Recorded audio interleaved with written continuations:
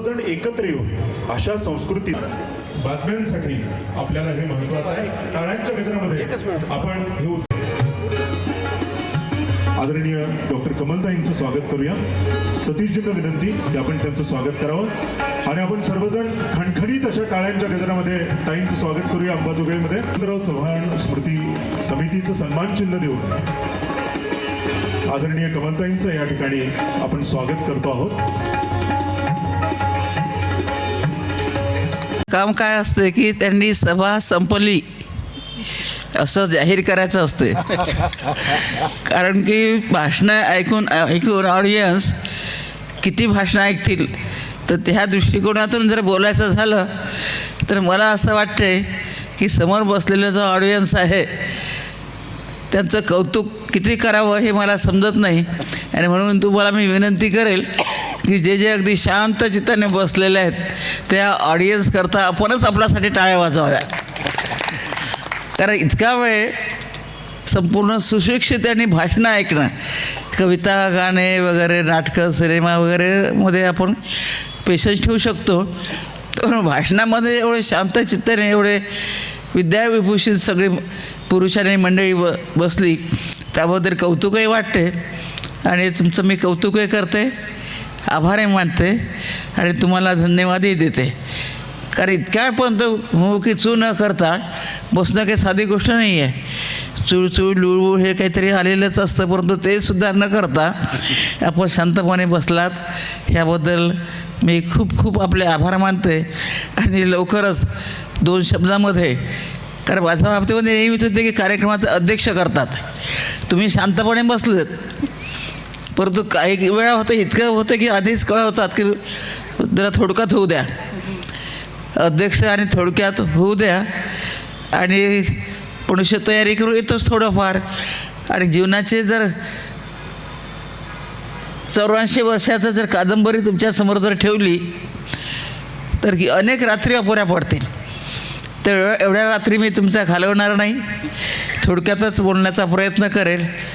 आणि मी एवढंच सांगेल की ह्या देशातील ह्या जगातील जे महापुरुष होऊन गेले की त्यांनी गोरगरिबांच्या समस्येकरता आपले जीवन व्यतीत केले, त्या सर्वांना सर्वप्रथम मी अभिवादन करते। आज सर्वप्रथम भारतरत्न डॉक्टर बाबासाहेब आंबेडकर व सर्व महामानवांना वंदन करते।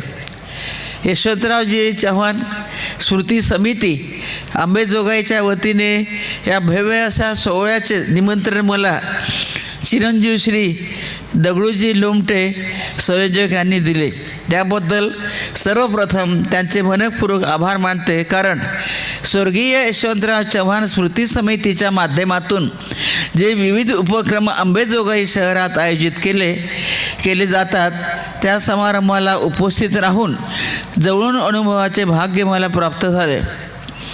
गेल्या 40 वर्षापासून यशवंतराव चव्हाण स्मृती समिती हे अत्यंत मोलाचे कार्य करीत आहे। माझी लहानशी चिटूकभर संस्था आहे। एक कार्यक्रम जरी घ्यायचा असला तर दरदरून घाम सुटतो आणि कार्यक्रम पूर्ण संपेपर्यंत एक प्रकारचं टेन्शन असतं। आणि 40 वर्षापर्यंत त्यांनी मला जे अहवाल सादर केला तो अहवाल एवढा मोठा आहे की त्या अहवालातून जे नैमिन्यपूर्ण ज्यांना पारितोषिकं मिळाले तर ती इतकी मोठी संख्या आहे। आणि त्यातही त्यांची नियुक्ती करणं निवडणं हे त्याहीपेक्षा कठीण काम आहे, परंतु माझे चिरंजीवजी दगडूजी लोमटे यांनी तो पराक्रम मात्र करून दाखवला। आणि थोडक्यात सांगायचं म्हणजे ते घरी जेव्हा मी वाचलं 5-6 पेजेसचं ते सगळे कोणाकोणाला किती आणि कशामध्ये बक्षिसं मिळाले हे मी पाहिलं, तर बहुतेक त्या सगळ्या गोष्टीचा कमल गवईशी संबंध आहे। जरी नैपुण्य नसेल तरी त्या गोष्टी मला अतिशय आल्हादकारक अशा वाटल्या आणि एकदा धडभारावर चिंता जरी असल्या तर त्या सगळ्या गोष्टीमधनं मी गेलेली आहे जीवाची पुराणं करता। तुम्हाला एक सांगायचं म्हणजे ह्या ठिकाणी जे पारितोषिकं मिळालेले आहेत त्यांचं प्रथम कौतुक करणं आणि अभिनंदन करणं हे माझीच नव्हे तर काळाची गरज आहे। आदरणीय विजयाताई घुले, आदरणीय श्री केशवराजी वसेकर, आदरणीय महापौर मुकेश जाधव साहेब, माननीय कुमारी प्रियंका हनुमंत इंगळे यांचं मी सर्वप्रथम त्यांचेच नव्हे तर त्यांच्या परिवाराचे आभार मानते. कारण कोणताही घरातील व्यक्ती जेव्हा मोठा होतो त्यामध्ये त्याच्या परिवाराचा त्यांच्याशी सहयोग असतो, संबंध असतो, सहकार असतो. त्यामुळे प्रत्येक व्यक्ती हा जे गुणवत्ता प्राप्त होतो त्या पाठीमागे कुटुंबाचा फार मोठा सहकार आहे. आज मी जास्त न बोलता मी आधीच सांगितलं की 84 वर्षाच्या कादंबरीचा इतिहास 2 मिनिटात सांगणं आणि तेही समारोपाच्या भाषणात अध्यक्षाचं भाषण आता संपलं, कार्यक्रम संपला हे जाहीर करताना ते शक्य नाही आहे.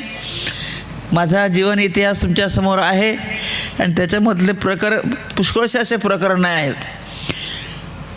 ते लग्नाच्या आधीचा प्रकार, लग्नाच्या नंतर अनेक गोष्टी आणि कुठून माहिती काढली मलाही नवल वाटते, कारण मलाही माहीत नाही काही काही गोष्टी. तर अशा तऱ्हेने जे काही प्रकार पाहिले आणि ते प्रकार जे काय ते काल्पनिक नाहीत, ते अतिशय घडलेले आहेत. आणि साहेबांना सवय होती की ते कधी सिरियस राहत नव्हते. मी त्यांचा मिस्किल स्वभाव आणि सगळ्यांना घेऊन चालणं आणि गरिबावर त्यांचं खूपच प्रेम होतं. अशा याच्यामध्ये कधीकधी कार्यकर्त्याची सुद्धा फिरकी घ्यायचे, पण कार्यकर्त्याला जेव्हा माहीत व्हायचं तर जरा समजायचं काम कोणाला करावं लागायचं, तर ते शपथविधी झालं तर जेव्हा त्यांच्या लक्षात आलं की त्यांना मग समजावण्याचं काम मला करावं लागायचं. तर एकदा असंच साहेबांचा सत्कार सुरू असताना कोणीतरी भाषण केलं. उषाताई चौधरी खासदार होत्या, मी आणि त्या ऑडियन्समध्ये समोर बसल्या होत्या. तर त्याला कोणीतरी म्हटलं की गवई साहेब कधीच रागवत नाहीत. ते उषाताई म्हणाले मला बोलू द्या थोडंसं. गवई साहेब रागवल्यानंतर त्या कार्यकर्त्यांना कमलताईंचा समजावता कसे नाके न येतात हे मी ह्या ठिकाणी सांगते. तर अशा तऱ्हेनं गवई साहेबांचे जीवन हे रसपूर्ण होतं. कार्यकर्ते तितकेच त्यांनी जोडून ठेवले. आणि मी तुम्हाला सांगते कारण की बऱ्याचशा गोष्टी सरांनी ह्या ठिकाणी नमूद केलेल्या आहेत. लग्न झाल्यानंतर साहेबांवर 100 केसेस होत्या आणि लग्न व्हायच्या दरम्यान मी नुकतीच मॅट्रिक पास होती आणि मूर्तिजापूरला शेड्यूल कास्टमधली मुलगी ही, आणि तीही मुलगी ही मॅट्रिक पास झाली तर म्हणजे बोलतं कौतुक काही विचारतं आणि आणखी मुठभर मासा अंगावर चढे. त्याच दरम्यान हे पात्र तिथं आलं गवई साहेब आणि शृंगारे साहेब. आणि काय तुम्ही 4 वाजता कोणी पोरगी पाहायला जाते का? तर 4 वाजता पोरगीची परीक्षा घेऊन आणि माझा अवतार म्हणजे मी झोपून उठल्याबरोबर मला बाबांनी सांगितलं की तू बागेचा चौका बिका करायचा राहू दे, ती आपले नेते गवई साहेब आणि शृंगारे साहेब आलेले आहेत, त्यांची सरबराही कर म्हणून. तर अशा तऱ्हेनं तशाच अवतारामध्ये जे काय करायचं होतं ते करण्याचा प्रयत्न केला. त्यानंतर मला शिकायचं होतं, परंतु मूर्तिजापूरला कॉलेज नसल्यामुळे मुलीला बाहेर पाठवणं काही शक्य नव्हतं. म्हणजे माझं शिक्षण 10व्या वर्गावर स्टॉप होणार होतं. परंतु साहेबांची एंगेजमेंट झाली आणि लग्न होईपर्यंत हॉस्टेलमध्ये राहून लग्नानंतर घरी आले. त्यानंतर प्री युनिव्हर्सिटी पास केल्यानंतर आणि त्या दरम्यानच लग्न झाल्यानंतर मोर्शीला सभा झाली होती आणि 16वा साल येडबाई येडं तिथं बोलायला लावलं. आता बाईसाहेब बोलतील. बाईसाहेब काय उठल्या आणि बोलायला लागल्या की मला रमाबाईसारखं जरी होता नाही आलं, सावित्रीबाई फुलेसारखं नाही होता आलं, तरी मी समाजापासून दादासाहेबांना दूर करणार नाही. कारण त्यावेळेचे नेते लग्न झालं का कूर बोलायचे, समाजाची सेवा करणं सोडून देत होते. आणि ते शपथ घेतल्यानंतर हे केवढं सतीचं वाण आहे हे मला कळलं आणि घाबरून गेले. परंतु शपथ घेतल्यानंतर दादासाहेबांना जसं त्याला म्हणतो मग समर्पण, कारण दादासाहेबांचं मला काम खूप आवडायचं. कारण माझ्यामध्ये डॉक्टर बाबासाहेब आंबेडकर रोमारोमात गेल्यामुळे मी जर काम केलं तर मी इतकं विशेष करू शकणार नाही. आणि ते काम जर केलं तर संसार कोण सांभाळणार, कारण की परिस्थिती जेमतेमच होती. आणि त्यातच साहेबांच्यावर 100 केसेस होत्या. माझ्या मायला बाय म्हणायची, तिच्या मैत्रिणीने काय माय कोणत्या बुवासे लग्न केलं कोवळ्या पोरीचं तो मग आयुष्यभर जेलमध्ये राहील आणि पोरगी काय करेल, आणि तो एक प्रकारचं टेन्शन होतंच. म्हणून मी नेहमी म्हणायचे की आता हे बुद्धविहाराचं जे आहे आपला, तर त्या जो प्रश्न आहे तर मी भंतेजींना सांगितलं मुझे तो कुछ डर नहीं है. मैं जब भी साहब के गले में माला डाल दी थी शादी के बाद, तो मुझे मरने का क्या डर है. मी माळा नाही घातली साहेबाच्या गळ्यात, माझं सिर कापून हातार घेतलं होतं कारण की जीवन स्पष्ट दिसत होतं. ते किती कठीण होतं, कारण आधी मी मग अशी लुमटे साहेबांना सांगितलं की लग्नाच्या आधी 3रीत असताना मी 10 पैसे जमा करून आणि वावरातली माती आणून 5 लेअर असे जमा केले, आणि जे काही भातक्याचे पैसे होते, लोखंडी पोल आणायला पैसे नव्हते, ते लोखंडी पोल न आणता मी लाकडी पोल आणला, एक खिराडी आणली, त्यावेळेस सोपलचा दोर आणला, आणि दर पौर्णिमेला आम्ही सॅल्यूट लिहून 4 जण ते हातात ध्वज घेऊन फडकवायचं आणि संध्याकाळी काढायचं. त्यानंतर जवळपास हिरसोई आहे, सेलू आहे, असे जे गावं होते तिथं जवळपास नेत्यांची भाषणं जेव्हा व्हायची, कार्यक्रम जेव्हा होत होता, तेव्हा असेच आमची फौज लहान, तर ते 2-2ची रांग करून जायचे, परंतु सभा खूप उशिरा संपायच्या, त्यामुळे हे पोट्टे कसे येणार म्हणून आईवडिलांना भीती वाटायची. ते आमच्या पाठीमागे यायचे आणि आमच्या 2-2च्या रांगेमध्ये येताना ते मग सामील व्हायचे. तर अशा तऱ्हेने हे झाल्यानंतर त्यावेळेस एक संगीत जे आहे ते बाया माझी रूम माडीवर होती, त्या माडीवर बाया चोरून गाणे म्हणायच्या दर गुरुवारला, आणि माणसं चोरून खालून त्यांचे गाणे ऐकायचे, कारण बायांचा आवाज खूप छान होता, पण माणसांच्या समोर कसं म्हणावं तर त्यांना लाज वाटायची. त्यानंतर 8वीत असताना समता सैनिक दलाची कॅप्टन होती, सगळ्या बाया लुगड्यावर आणि मी फ्रॉकवर. सांगण्यासारखं मी आधीच सांगितले की 83 वर्षाचा इतिहास, आणि तो इतिहास काही साधा नव्हता, कारण बरेचसे लोक म्हणतात की तुम्ही लिहून काढा, परंतु मला जर कोणी लिहायला सांगितलं तर मला काहीच आठवत नाही. ते माझ्यासमोर आम्ही जेव्हा सभा संमेलनाला जायचं तेव्हा कार्यकर्ता बाईला सांगितलं होतं की मी जी बडबड करते तू पॉईंट लिहून काढ आणि घरी गेला तर मला सांग. ती कायची लिहिते. आता इतके लोक मागे लागले, आणि विशेषतः कॉलेजची जी कमिटी येते त्या कमिटीने मला सांगितलं की आम्ही तुमच्याविषयी खूप ऐकलेलं आहे, परंतु तुम्ही सगळ्या बायांना ते हेलिकॉप्टर दिसते, स्पेशल विमान दिसते, परंतु पायदळ टू हेलिकॉप्टर कशा तुम्ही पोचल्या हे त्यांना माहिती नाही. कारण त्यानंतर लग्न झाल्यानंतर परिस्थिती जेमतेम होती. नंतर मी मशीन म्हणजे ट्रेनिंग घेतलं, इन्स्ट्रुमेंटने मशीन घेतली, आणि त्या इन्स्ट्रुमेंटने घेतलेल्या मशीनवर मी घर संसार चालवला. दरम्यान मग मला D.Ed झाल्यानंतर नोकरी लागली, थोडी संसाराला हातभार लागला, नंतर साहेब MLC झाले. लग्न झाल्यानंतर तेव्हा माझ्यावरच संसाराचा भार पडणार असं लक्षात आलं होतं. तर त्यावेळेस मला असं वाटायचं की मग नोकरी जर करायची आहे मग चांगली नोकरी का करू नये. तर मी D.Ed झाल्यानंतर त्यावेळेस कोविड म्हणजे हिंदीची क्रेज असल्यामुळे हिंदी मिडियमच्या शाळेवर मला नोकरी लागली, आणि नंतर मी हेच ठरवलं की जर मलाच माझ्यावरच जर संसार चालवायचा असेल, कारण तेव्हा एवढं कळत नव्हतं की MLCला पगार असतो, लीडर ऑपोजिशनला काहीतरी मानधन असते, हे काही माहिती नव्हतं. परंतु संसार जर चालवायचा असेल तर मग मी चांगलीच नोकरी का करू नये. आणि त्या दरम्यान मी शिकतही गेली, घर संसार चालवत गेला, आणि कोणीतरी म्हटलेलं आहे की जर आपण समाजाचं जे ऋण आहोत, आमची परिस्थिती जेमतेम होती, लोकांना सगळ्यांना म्हटलं तर एकदा भूषणलाच कोणी म्हटलं होतं की भूषणची कशी परिस्थिती खराब, साहेब हे पद होते, ते पदे केव्हा मिळाले, नंतर मिळाले ना, आधी कुठे तो लहान असताना होतं. मी म्हटलं पाठव त्याला कोण आहे तर. म्हणजे दादासाहेबांना जेव्हा 700 रुपये पगार मिळत होता, 1700 रुपये पगार मिळत होता, तर ते मला 700 रुपये द्यायचे. मी 500 रुपये घर खर्चासाठी ठेवायचे, 200 रुपये शिक्षणासाठी ठेवायचे, आणि दादासाहेब पेट्रोलसाठी 1000 रुपये ठेवायचे. कारण बाबासाहेबांनी सांगितल्याप्रमाणे, आणि सर काय आहे की साहेबांनी माझ्या डोक्यात भूत घातलं होतं आज जास्त सांगणं होणार नाही, कारण की तुमची परीक्षा मला पाहायची नाही आहे.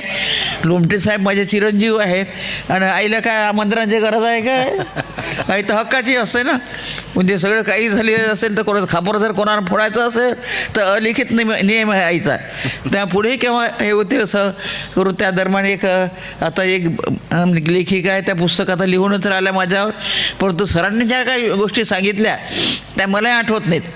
त्या मलाही माहीत नाही त्या गोष्टी सरांनी या ठिकाणी सांगितलेल्या आहेत. तसं जीवनाची फार मोठी गोष्ट आहे. आणि मी सांगितल्याप्रमाणे असं सारखं वाटायचं की हे राजकारण आहे यांचं, मुलं तिने लहान लहान आहेत, उद्या जर यांचं काही झालं, कारण की सततच घरी वापस सुखरूप येतील की नाही याची गॅरंटीच नसायची. आणि त्यामुळे म्हणजे कसं होणार ह्याची सारखी काळजी वाटत राहायची. तुमच्या सगळ्यांच्या आशीर्वादाने, भगवंताच्या कृपेने साहेब आता नाही आहेत, परंतु मला सारखं वाटायचं की मी साहेबाच्या आधी जाईल. कारण की साहेब गेल्यानंतर मला असं वाटत होतं की माझी जात जबाबदारी संपली, मी जी शपथ घेतली ती शपथ पूर्ण झाली, आता माझं काही कर्तव्य असं राहिलं नाही. तर त्या दरम्यान 1 वर्षभर रडत राहिली आणि मला माझ्या तोंडावर सगळं म्हणायचे की आता लवकर मरणार आहे म्हणून. कारण एवढी खराब माझी तब्येत होती की बाजूला बसलेली व्यक्ती मला ओळखत नव्हते. त्या दरम्यान तथागत बुद्धाचं एक पुस्तक वाचण्यात आलं. कारण सगळ्या लोकांना माहीत आहे की आईला काही आवडत नाही, एक तर झाडं तिला द्यावे लागतात किंवा पुस्तकं द्यावे लागतात. तर मग कीर्तीने एक हे व्हॉट्सअपवर एक ग्रुप काढला होता, त्याला लव्हिंग काइंडनेस म्हणतात. तर त्या ग्रुपमधील मुलं मला सगळे आई म्हणायचे. तर त्याने म्हणे आईला कोणतं द्यावं, कोणतं पुस्तक द्यावं. तर तथागताचा पुनर्जन्म म्हणून त्याने मला एक पुस्तक दिलं. आणि त्या पुस्तकही मी असे नर्वसच होते. तर एक दिवस असं वाटलं मला का चला इतक्या आणि बिचाराने आणलं पुस्तक, जरा पावतं खरी काय आहे. तर त्याच्या 90 पेजवर लिहिलं होतं की आपलं आयुष्य इथपर्यंत संपलेलं आहे. आता इथं नंबर लागतं की इथं नंबर लागतं काही सांगत नाहीत, काही सांगता येत नाही. परंतु मानवाचा जन्म हा शेवटचा जन्म आहे. आणि भगवान बुद्धाच्या जर कर्म सिद्धांताप्रमाणे चांगले कर्म जर करायचे असतील तर मानवच करू शकतो, कुत्रे माझे करू शकत नाही. आणि म्हणून माझे डोळे उघडले. 65-60 दिवसाच्या शिबिराला जाऊन आले. इतकी रडायचे की ते 100 साधकांचा जो हॉल होता तो उडतो की काय असं मला भान राहतो. मी कोणाची बायको आहे, कोणाची पत्नी आहे, कोणाची आई आहे आणि मी एवढी क्वालिफाईड आहे, हे असे मला काही शुद्धच राहतो. तितकी रडायचे. मग आल्यानंतर मी जे एकदा समोर गेली तर मी पाठीमागे वळलीच नाही. आता माझ्याकडे 24 तास दिवस आहे. आणि एकदा असंच भास झाला मला की तुला सामाजिक कार्याची खूप आवड होते, माझ्यामुळे तुला समाजसेवा करता आले नाही. कारण इकडचे भाकरी भाजणं आणि असंख्य लोकांना खाऊ घालणं. कारण परिस्थिती खराब आहे असं म्हणायचे, पण परिस्थिती कशाने खराब होती. जेव्हा 5 माणसाचा स्वयंपाक जर 25 माणसांना जीव घालायचा, त्याच्यात भाजीत पाणी किती पडत असेल. पण पोरांनी कधी तक्रार केली नाही, म्हणून ते सगळे ह्या जागेवर आहेत. आता भूषणला एकदा असंच अकोला कृषी महाविद्यालयाचे VC नागपूरला गेले आणि भूषणला भेटले. तर तो आतमध्ये गेला, पाणी आणलं, नंतर परत गेला सरबत करून आणलं. आणि मग ते VC मला सांगायला पहा म्हणे मावशी भूषणने काय केलं. पहिल्यांदा गेला म्हणे पाणी आणलं, कारण वहिनी घरी नव्हत्या. नंतर गेला म्हणे सरबत करून आणलं. मग मी त्याला म्हटलं, तर तो म्हणे मी जेव्हा चेअरवर असतो, कारण मला सगळंच मी मगाशी सांगितल्याप्रमाणे साहेबाने माझ्या डोक्यामध्ये भूत घातलं होतं की लीडर लोकांचे 99% पोरं लेकरं बिघडलेले असतात, त्यांना बिघडावं लागत नाही, सगळं तयारच असतात बिघडायसाठी. आणि मी शिक्षिकाचे मुलं जर बिघडले असं मी इथं बोलावलं असतं काय, त्या वेशाची तिथून हाकलून दिलं असतं, जाय बाई आधी 3 सांभाळ मग आमच्याकडे भाषण दे. तर त्यामुळे माझ्या डोक्यात सततच टेन्शन होतं आणि मला ते मोठे होतील असं वाटलं नव्हतं. पण माझ्या डोक्यात एक होतं की त्या तिन्ही मुलांची ओळख माणूस म्हणून जनतेने केली पाहिजे.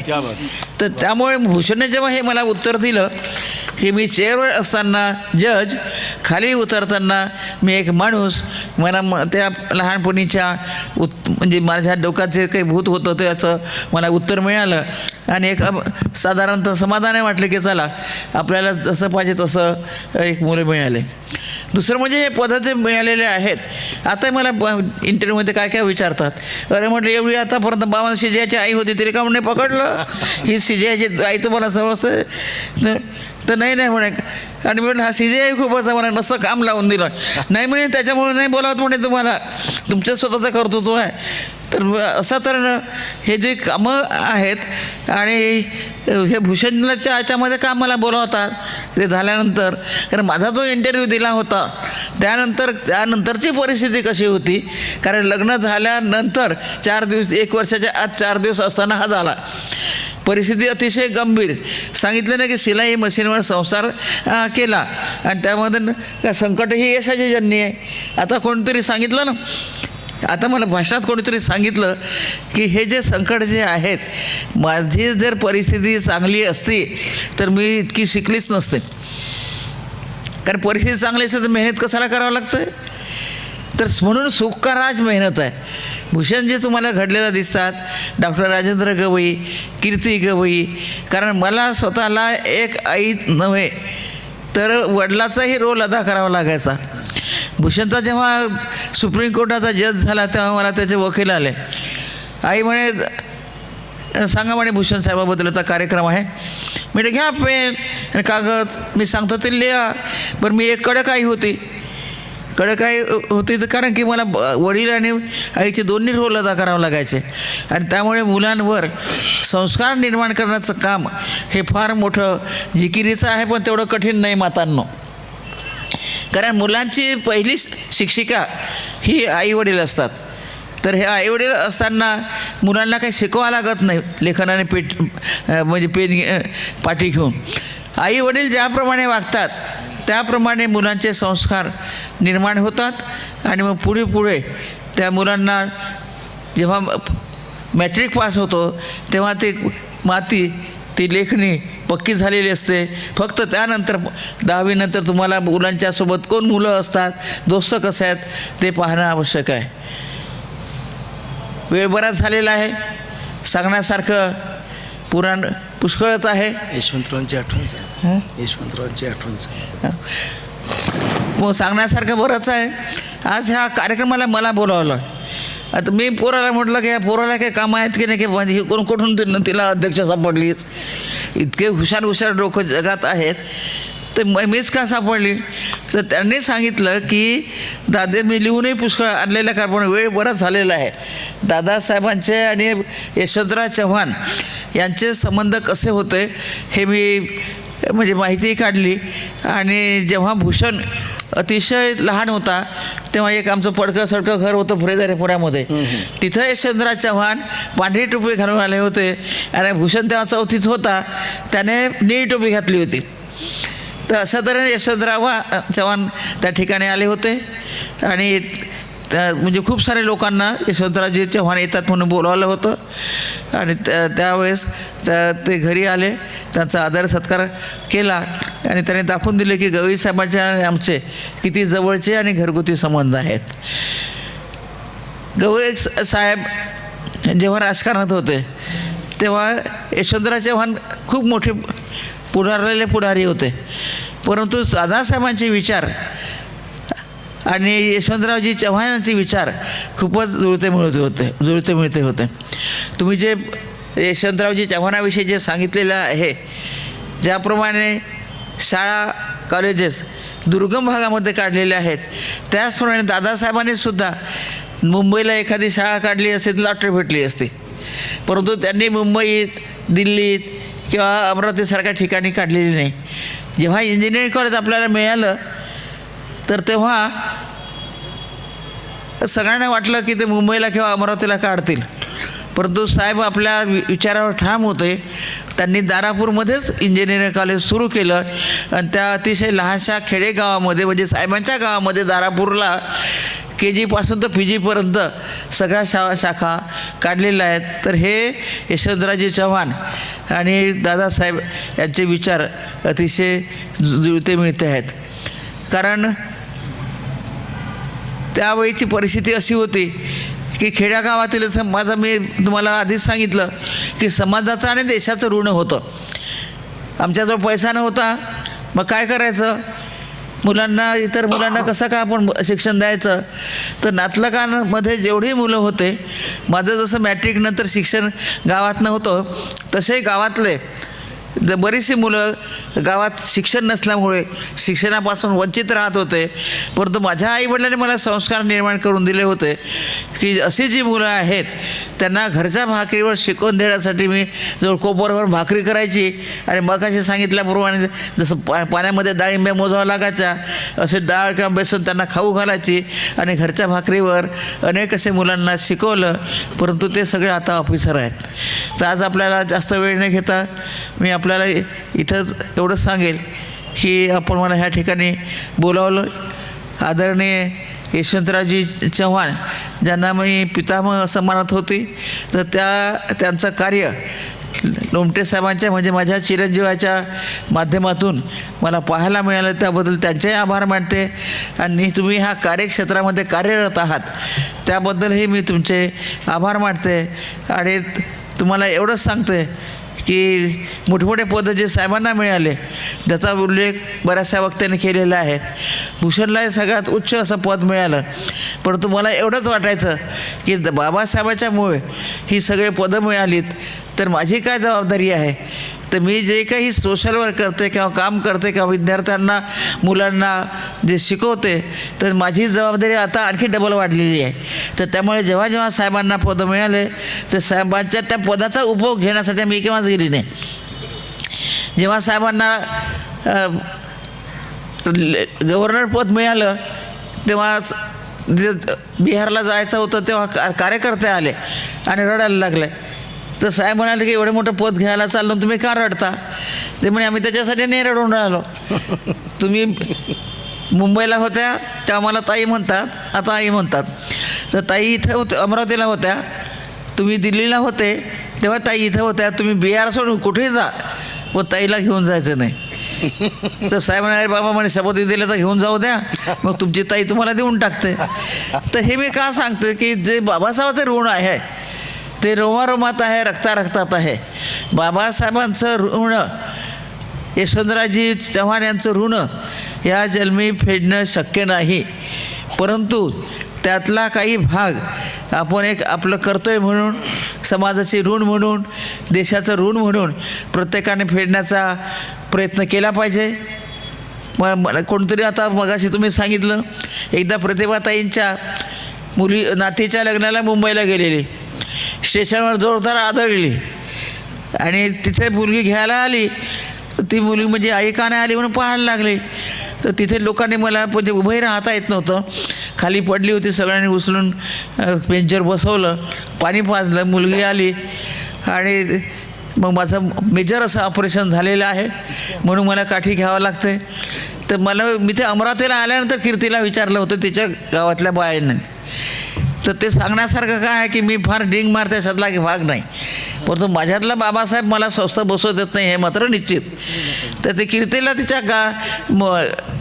फ्लॅटमध्ये सगळ्या बायांनी विचारलं हाऊ इज मम्मी. तर that time I was 79 years old. तर ती म्हणाली she is 79 years old baby. आणि आजही मी सांगते की हे सगळे बाबासाहेबांची. मला कालपासूनसुद्धा अमरावतीला ते बुद्धजी आले होते बौद्धगयेचे हे करायसाठी, तेव्हा तिथल्या लोकांनी मला पहिला प्रश्न विचारता, जसं हेमा मालिनीला विचार की कोणसी चक्की की आटा खाते हो. तर मला तिथे विचारलं की इतकी एनर्जी रात्रंदिवस कामाची, तर क्या बात आहे. तर मी त्यांना तेच सांगितलं की माझं पॉझिटिव्ह थिंकिंग आणि गोरगरिबाच्या विषयी जी आस्था आहे ती आस्था, तर ही आस्था आणि विपश्यना. तर विपश्यनाचा आता वेळ नाही आहे. जर एखादी विपश्यना करता आलं तर बघा, झाडं लावता आलं तर तेही बघा, कारण तो माझा प्रोग्राम आहे तो करता आला तर बघा. तर अशा तऱ्हेने हे जी ऊर्जा मला जे मिळते रात्रंदिवस ही काम करण्याची, मला थकवा माहीत नाही, झोप माहीत नाही. मी आता सांगितलं बौद्धगयाला आम्ही गेलो होतो एकदा, तिथे एक प्राचार्य आले म्हणे, ते सगळं ताईच म्हणतात, आई तुम्ही आता थोडासा आराम करा. म्हटलं आराम करा. म्हटलं काहून शाप देऊन राहिले तुम्ही मला. नाही म्हणे इतक्या रात्रंदिवस काम करून थकलं असाल. तर मी म्हटलं की थकणं म्हणा आहे, तर त्याने तेच वाक्य उचललं आणि ते कॉलेजचे प्रिन्सिपल आहेत ते म्हणे मला जर एखाद्या चपराशाने म्हटलं की मी थकलो तर मी म्हणे आईचं नाव सांगेन.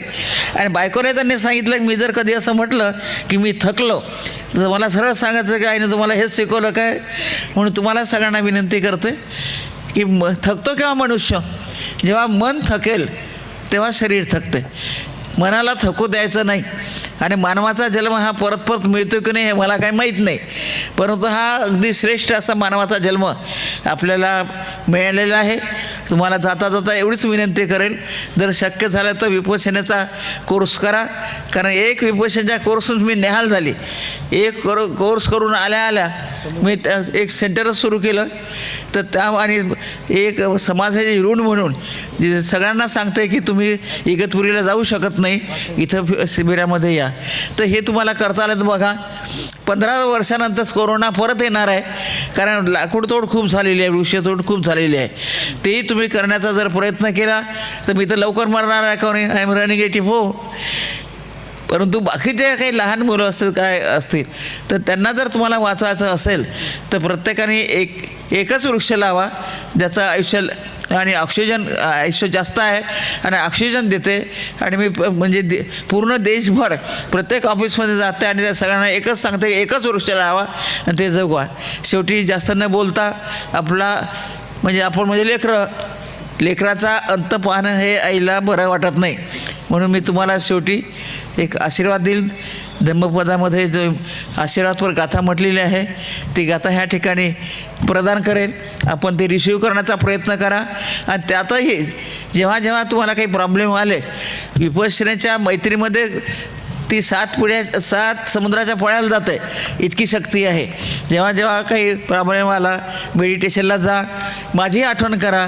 मी जिथे कुठे असेल ते तुम्हाला श्वासाच्या माध्यमातून विपश्यनेचा आधार घेऊन मैत्री देण्याचा प्रयत्न करेल. शेवटी धम्मपदाची गाथा ह्या ठिकाणी मी विशद करते, ती ग्रहण करण्याचा आपण प्रयत्न करा ही नम्र विनंती. मराठीमध्ये सांगते कारण वेळ जाईल. पालीमधून मराठीमध्ये सांगितलं तर आणखी डबल वेळ जाईल.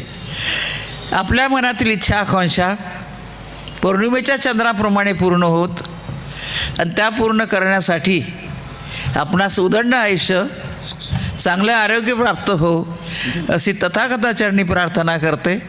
सर्वांचं मंगल हो, सर्वांचं मंगल हो, सर्वांचं मंगल हो. धन्यवाद. धन्यवाद ताई. सर्वांचं मंगल हो या कामनेसहित आपण आपल्या भाषणाचा शेवट केलात.